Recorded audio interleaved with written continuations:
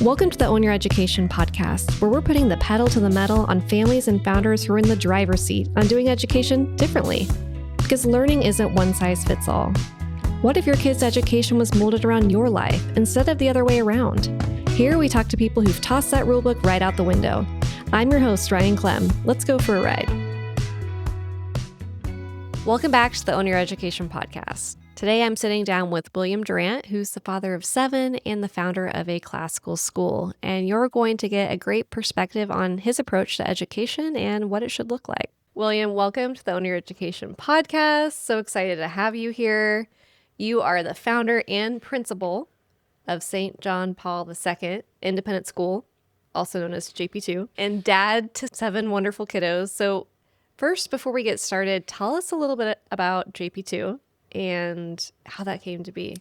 Okay, yeah. The founding of the school, I would say there's a board of us, like 7 families, right? So I'm the founding principal, but it really takes a unique team with passion and drive of wanting something different. So I kind of talk about, out of the chaos of the COVID time that nobody wants to talk about, but we have to say, like, a big reason why we were able to launch was because there was like-minded people that were dissatisfied with their kids' education, and not necessarily education as a whole, but about not feeling like they had a voice in their kids' education, right? And so we kind of rode that wave of parents that were feeling like they didn't have that voice. And that was a big catalyst of us starting, but we knew when we started, we knew what we wanted in the sense of curriculum. But I even share, the reasons why we started then have evolved and changed. Like, God's revealed to us much bigger picture of what the school is meant to be and how to serve, right? And so that first year, 4 years ago, we had 16 families that took that leap of faith to join us. And they are part, I don't use that word. 7 that were a part of, hey, let's create the school together. Okay. 7 founding board members, right? Myself and several others. So I don't like to take any credit of being a founder in that sense. Like, it took more than one person in our situation to get us to where we are today. But I'm the principal that's been there since the beginning. Wow. And it's been a beautiful opportunity. It's not something I'd ever ask to do again, right?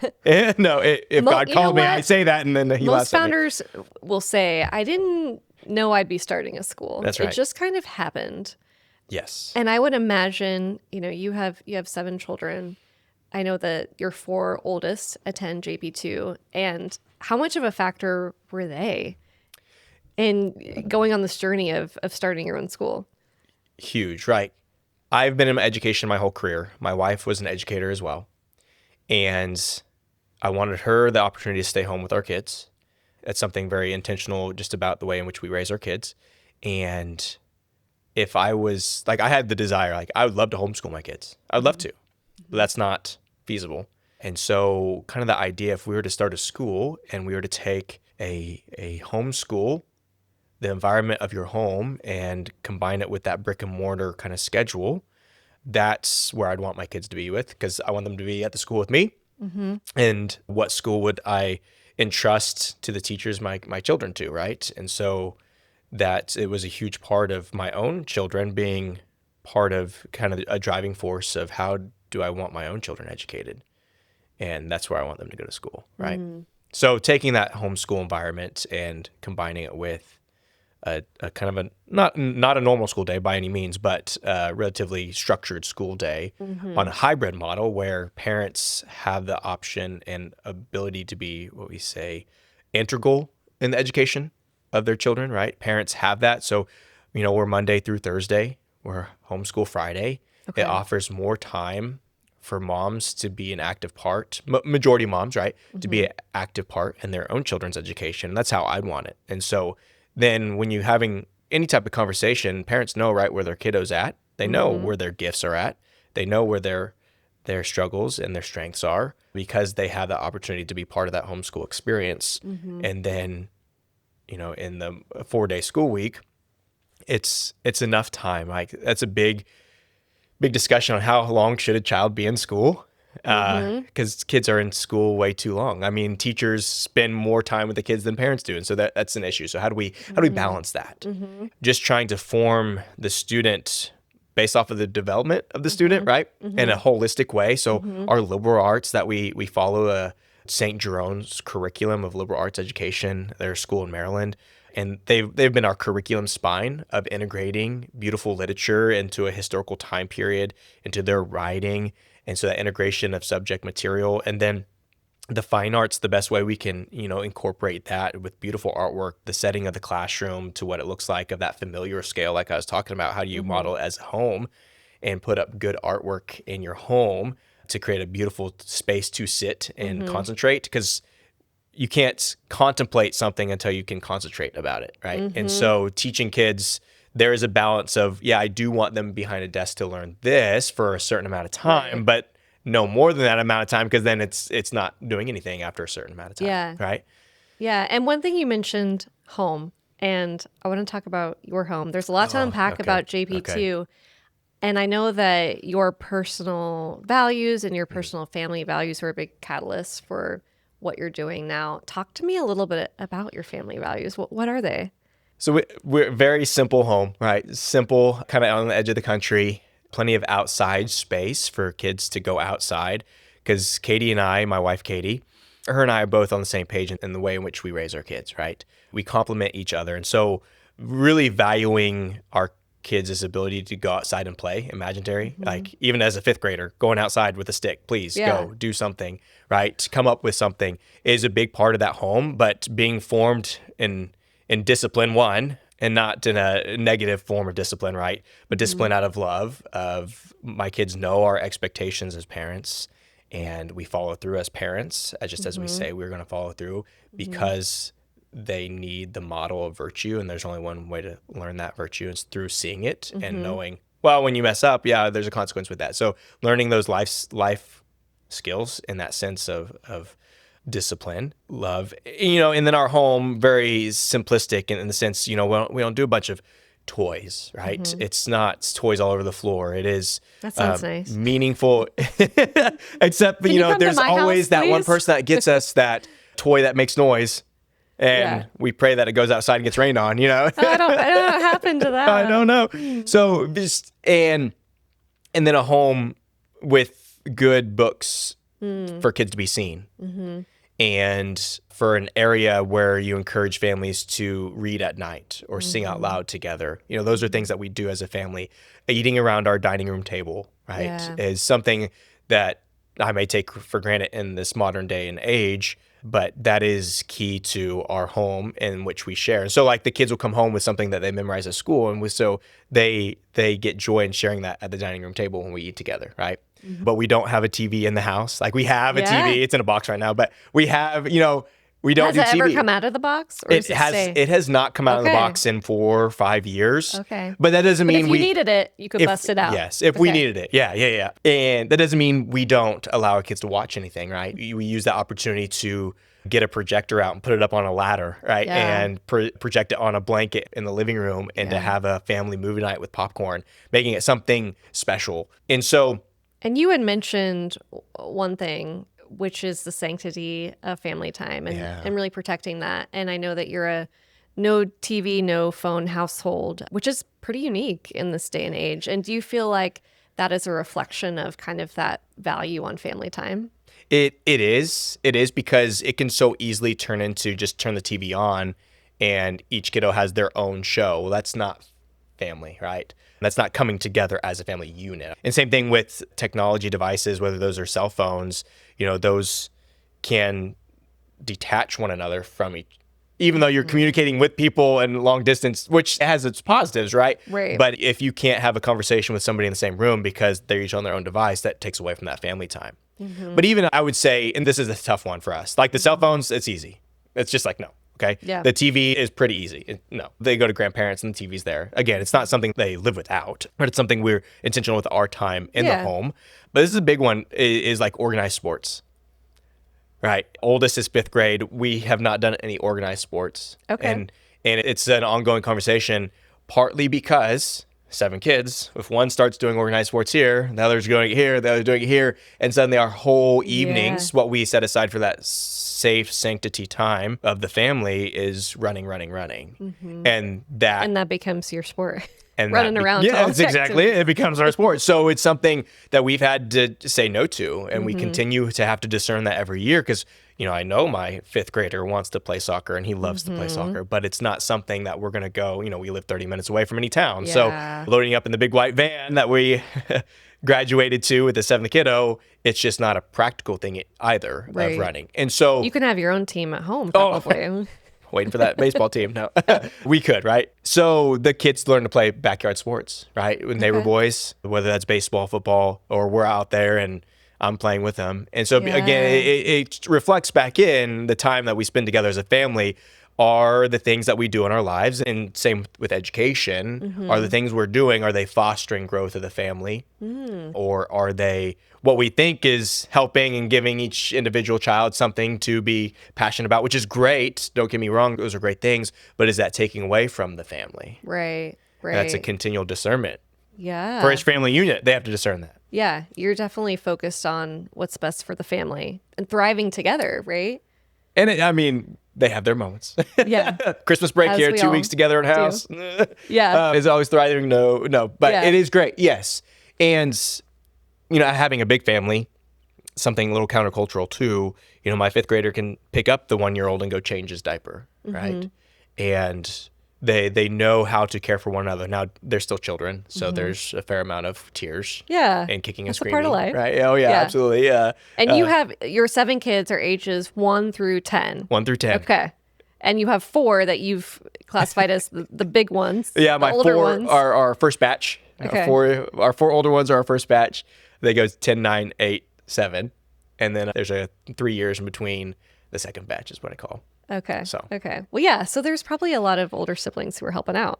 Yes. Yeah. And they are great help, right? And they should see what that looks like. It's kind of taking away the individualism of modern society. Like we talked about that self-gratification of cell phones gives us that right away, or even the amount of screen time, or what it shows us what we want to see, So trying to take that away and create it more of, going back to your question of, what was important to Katie and I of discipline, of the love that we have for our children, the sanctity of family time. So much of that is also geared towards teaching them to have a servant's heart, right? It's not about me. How can we care for others? Because that's ultimately what God has called us to do, right? And so it's taught, and it's not taught quickly. It's over this long period of their childhood. And you're playing the long game. It is a long game. It is a long game. And each one of my kiddos, they each have their own strengths and weaknesses, personalities. They're completely different, right? And so it makes it a challenge for parenting wise. What works for one when we turn in terms of discipline may not work for the other. So it's just, we have to come together, Katie and I, figure out what works to help them grow up as a decent human being. What helps them is going to help them most. I also want to talk about the word discipline, because you said something earlier where you said discipline is not necessarily like a negative, right? Talk to me a little bit about how you define discipline. What does that mean? Oh, goodness. Here we go. In the hot seat now. It is having expectations for my kids and following through with it, right? So that version of discipline may be different than other families. It may be taking something away, and that's a form of discipline, right? I can tell of kids that have had discipline out of love versus discipline out of anger, just in working with kids from a variety of backgrounds in different public school, private school, all of that have received, they know where their clear boundary is, and they've come to respect that clear boundary because they've had parents implement it and follow through with it. So it may be, like I said, it's not a negative way of oh my goodness, he's beating his children. No, absolutely not. That's not what's happening. Okay. That's where our minds jump to when people say discipline is, this is a negative. And it's not a negative. It is, I want my child to speak to an adult with respect. If they don't, then what? Well, I'm not going to reward them for doing what they should be doing. Right. It's a clear line and balance, again, different for each kiddo. I know I only have to give them the look or the stern voice with this child, where this child, it doesn't work. Right. And so those forms of discipline, whether that, like I said, taking away or or punishing in the sense I'm doing it because I love them and I want them to be good human beings. And sometimes it's often harder for a parent to have to discipline, Yeah. right? In this modern age, because now, I just think about you go out and a kiddo's being obnoxious. And so what does the parent do? Hand them a device to keep them quiet. That may work for that one moment, Right. but it's not going to work long term. Yeah. Right? Giving a fish versus teaching your child to fish, probably. Correct. Yes. Yeah. Yes. And, I read this, it was called Successful Fatherhood by a gentleman, Stenson, I believe his last name was. And he refers much better of defining discipline than I just did. But he talks about discipline of the father for the children out of love, right? But even the mom, oftentimes children are with mom majority of the time. So she has that authority figure. She is that authority figure. But kids also know, if she says, don't make me call your father, they know, right? Yeah. Well, some families, they don't know that. It's foreign to them, whatever the situations may be. Someone has to be that form of discipline in that way because we want our kids to be good human beings. Right.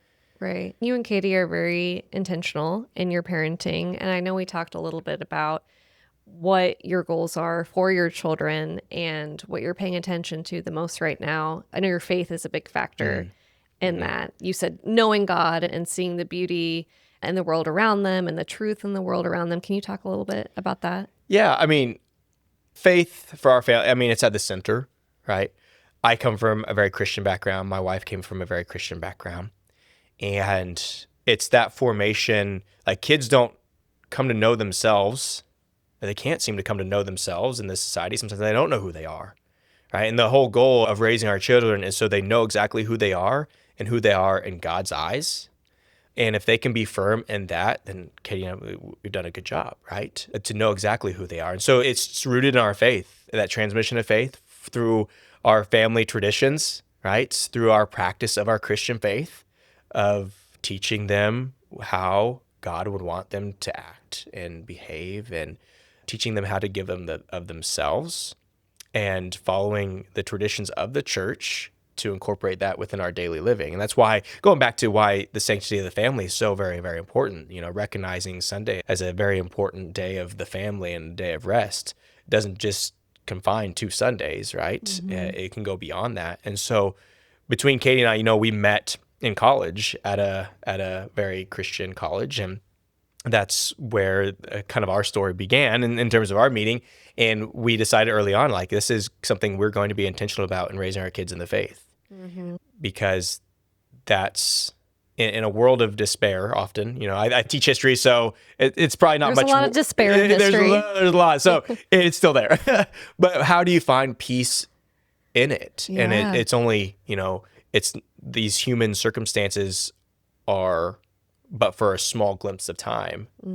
And so where do we find that peace? And that's where, we often as humans look for that in the other areas, when it is right there, founded in Scripture and through Jesus Christ, that we can find that peace and direction through the Catholic Church, right? So it's something we are intentional about, raising our kids in the faith. And it's not just, I mentioned, I love to live under a rock, right? But we're not called to live under rocks. Like, Jesus doesn't call us to live under rocks. We're meant to go out and take that joy, take that faith and that gospel message. And so that's something we're very encouraging of our kids, is to have courage in this world, that there is a final end and peace that we can receive no matter what circumstance we're going through, that we can surround ourselves with like-minded community built in faith, because that's where we'll find that support. And so for our kids, that's who we spend our time with is a big part of that. Yeah. How we spend our time is a big part of that. Yeah. Because that's what we ultimately want. All parents want the best for their children, right?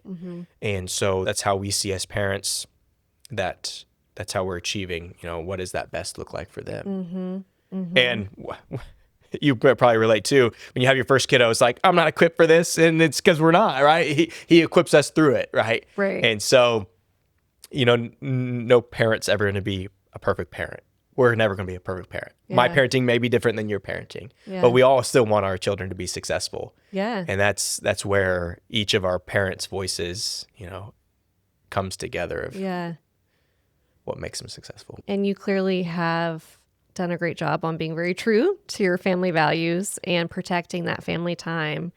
And I know through talking with you, one of the things that your family loves to do is play games, right? Like Yes. you are a no technology household. And so there's a lot of card games, book reading. Talk a little bit about what do you guys like to do for fun? And it's okay. So games, and it's gotten a lot more enjoyable for like myself as the kids have gotten older, right? It gets kind of grueling with younger kids trying to explain a card game when they're just learning how to count, right? Yeah. As a It's like, this isn't fun yet. Yeah, exactly. But it's turned out to be very, very fun. And so we do love to play games. We'll put the babies down to bed, and sometimes we'll sneak a little time after bedtime in consideration of bedtime and have the 4 olders out, and we'll just play cards on the floor. You know, right now with our Christmas tree lit up and our Advent wreath, the candles lit for that, and we'll play. It's a pretty setting. It's a pretty setting, right? And I hope that they reflect back on that themselves as they get into adulthood of those times together. But we play a lot of different card games, obviously at their level. They love to play Ticket to Ride, Junior Ticket to Ride, little train game. I've not heard it's of a that. strategy. They, funny enough, we do chess at school. And so they came home, they love to play chess. And so 2 of them will just get a chessboard out, and play chess. And we're talking about 1st and 2nd grade level. They're playing chess. Wow. I have to admit, one of them beat me. I didn't even, I Okay. maybe should have given a little bit more thought into my chess playing, but They're good students. third grader beat me. Yeah. No, it's great. And so playing games together, I share this with families, and we just actually had one of the families of the school coming. We do a parent night for the school, formation of parents, and they talked about reading and reading well. So choosing good books, right? And so within our home, choosing good books that spark the imagination, that are beautiful in language. I do like to read as the dad to my children, right? Something that I hope they reflect back on. But, the studies show, the effects of a father in the home, if there's a father and not a father, or the absent father. Sometimes I feel like that sometimes in the role that I play. But when I have those times to be with my kids, what do I want them seeing me do? And that is going back to, I want to see me reading. And so then me reading to them. So it's they're not exactly modeling it. And so I choose books that I get to read. So we've read. What are your favorites? They really enjoyed The Hobbit. Okay. By Tolkien. These are for the older kids, I'm assuming. Those are 3rd through 4th. Now, the youngers are there sometimes. They just listen. They'll color. They'll play with their trains down on the floor. It's a quiet time, so they may have something that they're doing while they're listening. This is right before bedtime, right? And so they may have colors that they're coloring, or they may be playing chess while I'm reading to them. Or my oldest one, he may have the same copy because he likes to follow along. So with The Hobbit, he follows along the whole book. Right? Okay, while you're reading out loud. While I'm reading out loud to them. So that was one they really enjoyed. The Little House on the Prairie series, they loved. I love those and that's something I didn't read growing up, and I came to love it myself. Laura Ingalls Wilder. Exactly. And that's one, there's so much unique things that they, as a family unit, they used to do for survival, what we don't even give a second thought about. We can go to the store and get that, I remember one of the lines from the book, she always talks about Pa and going to town. And I always remember the line where she said, the wealthy have their ice in the summer and we have our ice in the winter. That's right. That just sticks with me. Yes. What a luxury it is to have ice in the summer. Yes.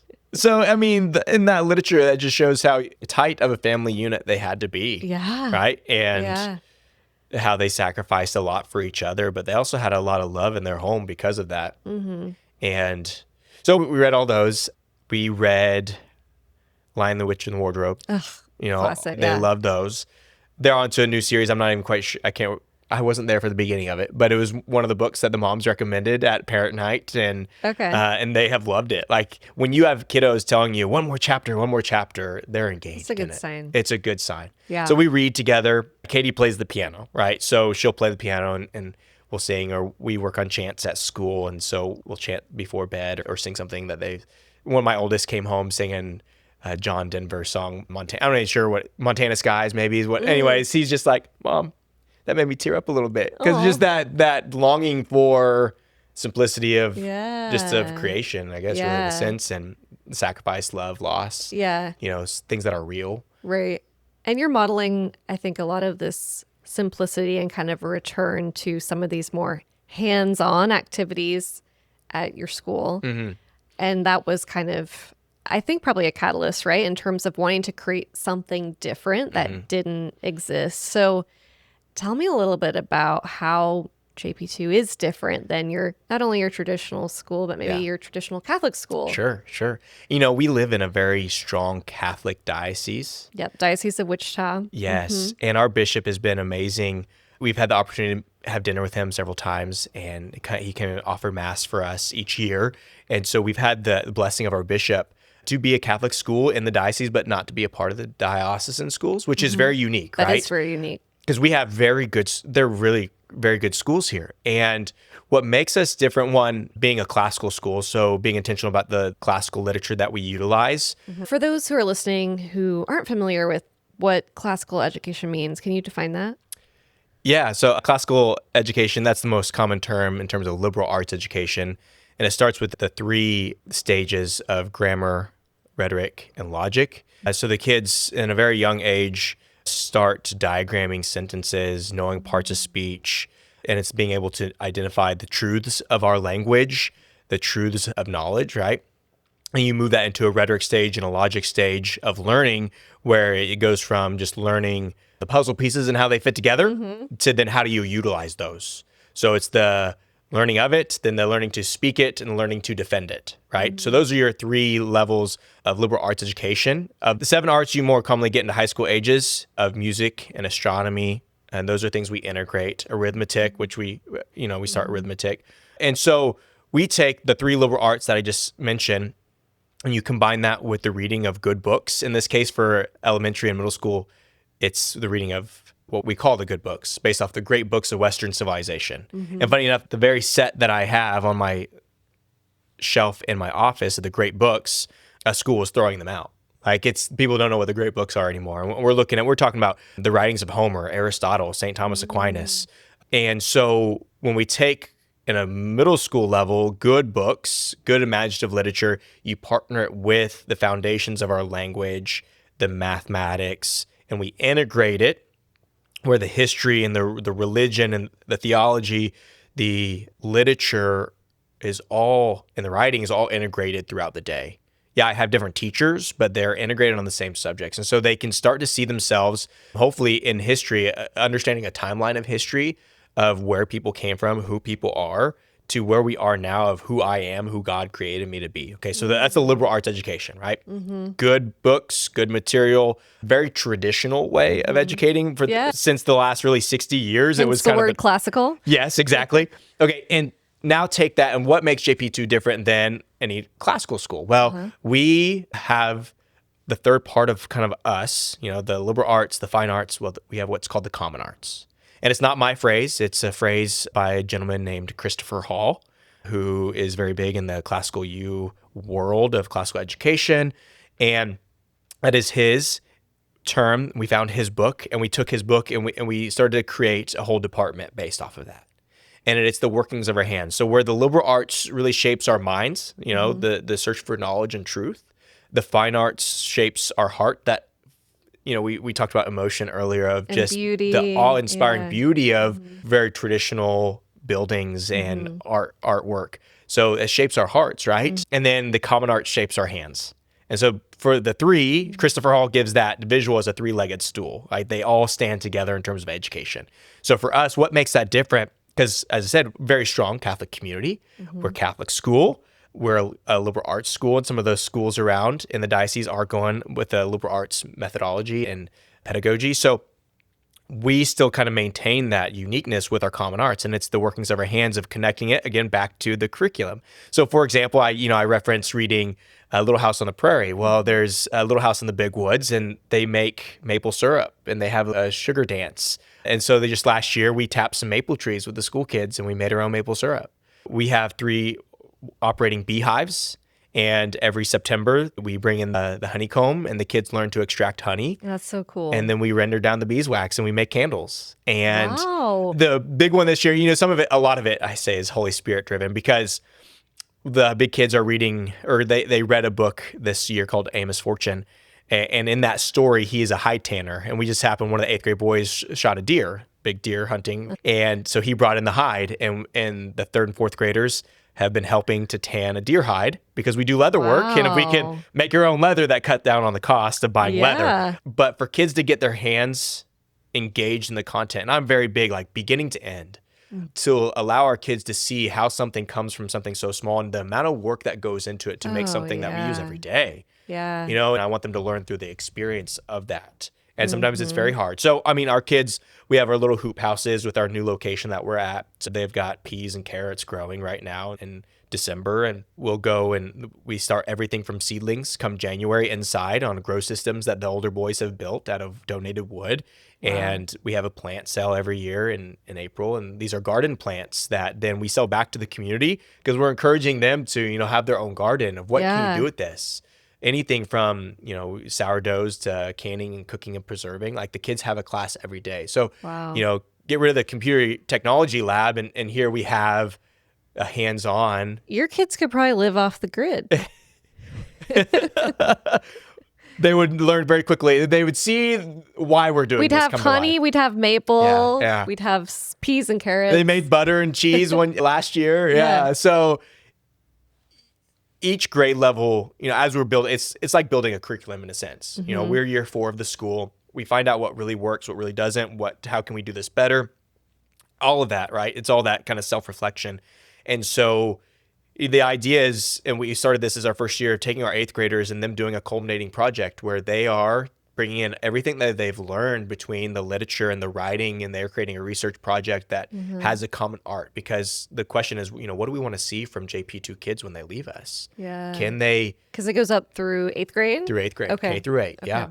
We're kindergarten's half day and then all the way through 8th grade. Okay. The common arts, it's very exciting. The kids love it. And I feel like it's so unique. And everything you're describing, I'm like, this is kind of like the modern day Little House on the Prairie. Yeah. Yeah. And it sounds like that's very intentional. It is because, again, it's not just to do it, like the practical sense of it. It's not like Joseph Pieper talks about the servile arts, just the service, right, of a working age. And it's not that, right? The common arts is something that has the beauty, but is still practical in it. And what can we learn from that? Yeah. So even the kids, I walked down and the 2nd graders were cross-stitching bookmarks, you know, and then putting borders around them of illuminated manuscript for the older kids, something classical in nature that they're doing with needlework. And for littles, okay, that serves a much bigger purpose of hand-to-eye coordination and left to right side crossing the brains and everything that can come from that out of creating something. So it's not just to have a good to sell it and make money. That's not the common arts. It has a practical purpose. Right. It has a practical, but it has a beauty. And then how those 3 work to form the whole child. Yeah.